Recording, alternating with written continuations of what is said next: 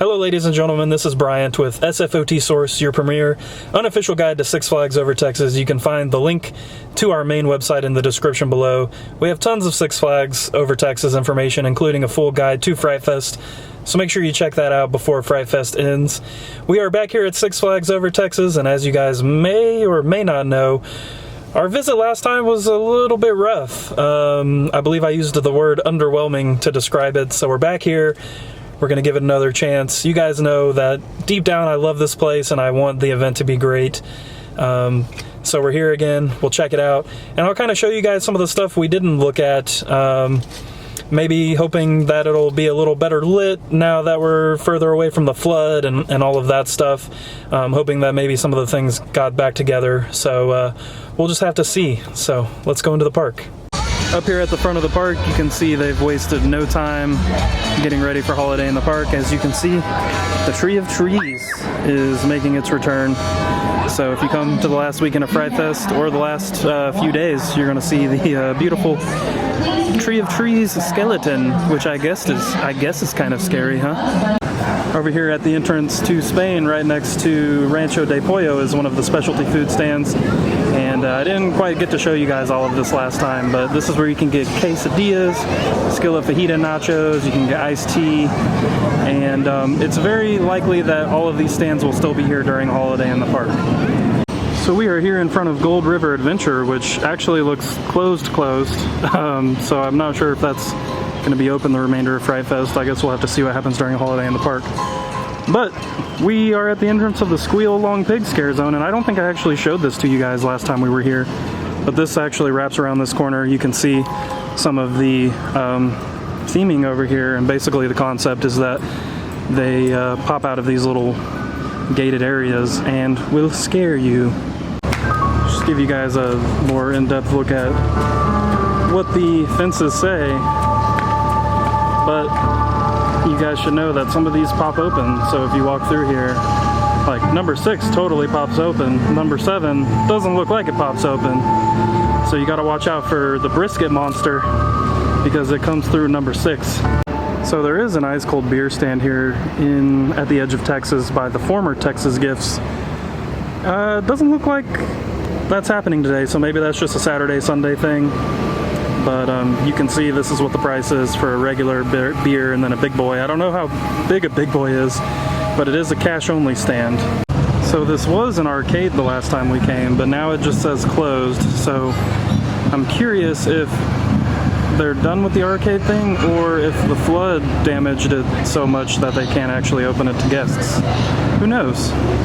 Right here also across from Texas Gifts is the German roasted nut stand. And you can see what the prices are for that.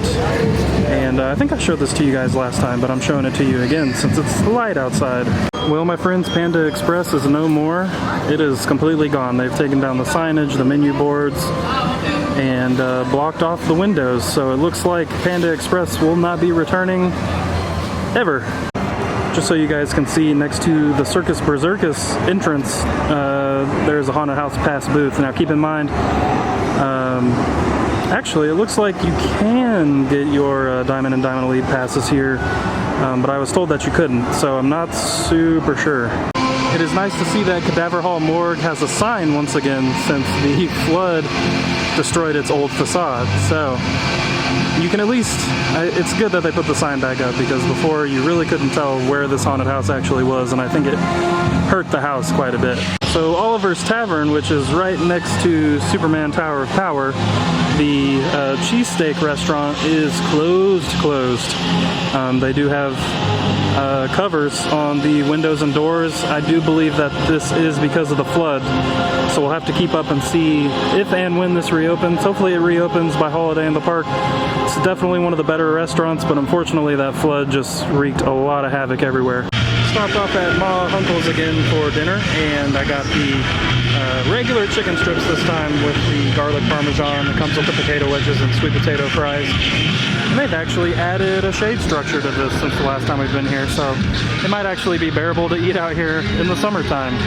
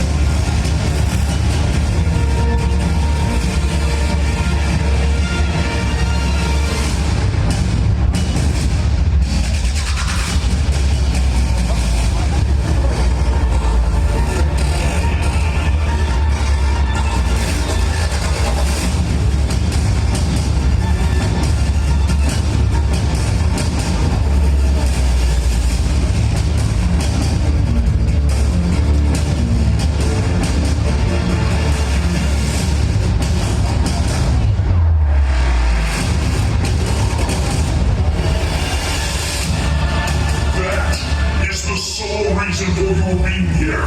To seek out all mortals and bring them to me so you can once again walk this world.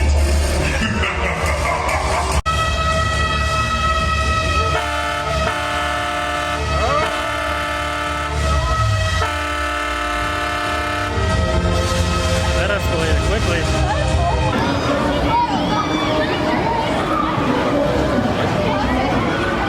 Oh my gosh, Primo's Pizzeria is open. But we're not gonna eat there. Alright guys, we're walking into the Squeal Long Pig Scare Zone. And I hear a chainsaw. Oh. I'm gonna speed this up. Oh geez. This is much more exciting than the last time I was here. Oh, spooky. Spooky.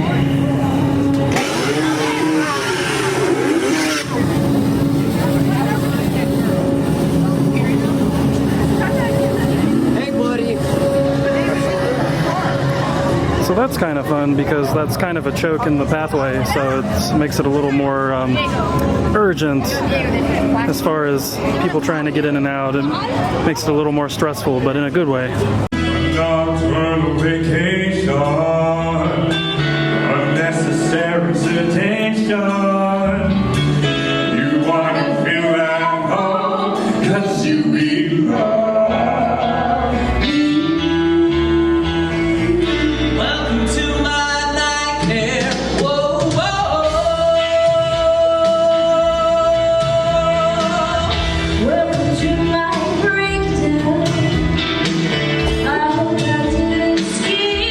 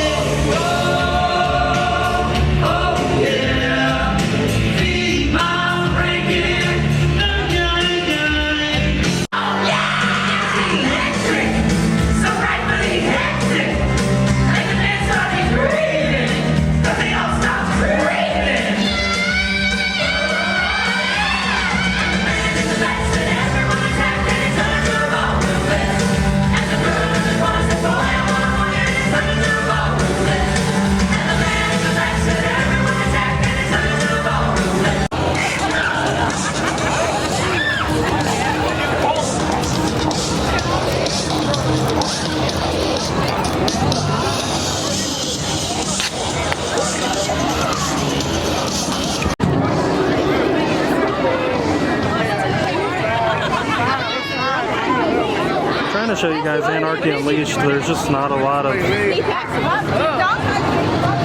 show. Oh, he just scared them. Oh. There's a slider over there.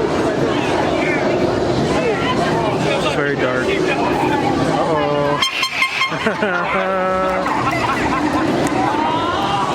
They're very effective when they are out here though.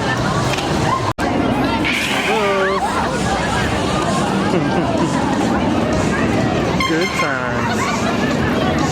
Alright guys, that's going to do it for this trip to Six Flags Over Texas. This is probably our last visit to Fright Fest, but if you want to check Fright Fest out, you still have Monday night, Tuesday night, and Wednesday night this week. So go to our guide in the description below and you can actually see the exact hours that they're open.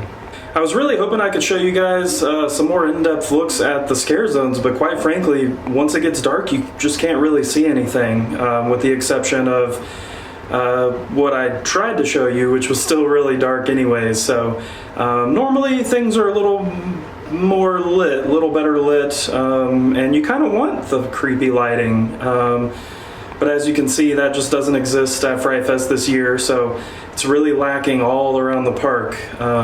Cool lighting features, so it's just kind of unfortunate. As of right now, we don't know what's going into the old Panda Express location. We'll just kind of have to hang tight and see. I doubt anything will be in there the rest of this year, but maybe next year we'll have a new restaurant. I would love to know what you guys thought of Fright Fest at Six Flags Over Texas, so please let us know in the comments below. And we're going to start getting geared towards Holiday in the Park, so expect some guide videos for both Six Flags Over Texas and Six Flags Fiesta Texas once we can solidify some of the information for those events. If you go to the description, you'll see a link to Patreon. Now, what Patreon is kind of a way for us to potentially get some support from you guys so that we can make videos more often, go on more trips, things like that. Now, with that being said, these videos will never cost money. We'll never charge people to watch these. We do this because we love it. But at the same time, it does cost money to go on some of these trips and to go to Fiesta Texas and things like that. So, if you'd love to support us, please check that out in the description below. There are benefits and perks to helping us out. So, feel free to check that out. Like I said, we thank you guys for watching, and we'll see you soon.